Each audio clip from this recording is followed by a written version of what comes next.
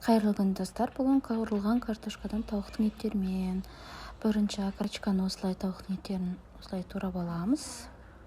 Одан кейін соя қосамыз. 2 ас қасық жетеді. Одан кейін бізде соус бар, шашлычный соус томатный. Сол соустан 1 чайный ложка жетеді. Одан кейін оған біз кішкене тұз қосамыз, пияз. Мына жерде пияз қостым.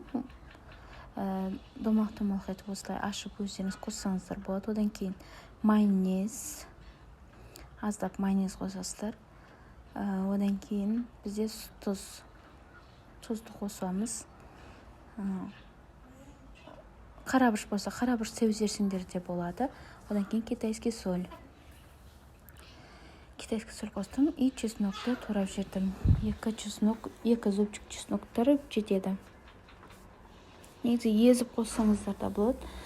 Мен мына жерде турадым. Содан кейін жақсылап бәрін екіншісін турап жатырмын. Одан кейін бізде қазір араластырамыз. Барлығын жақсылап араластырып тұндырып қоямыз. Жарты сағат.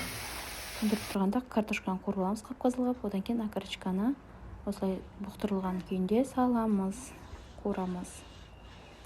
Өте күшті болады.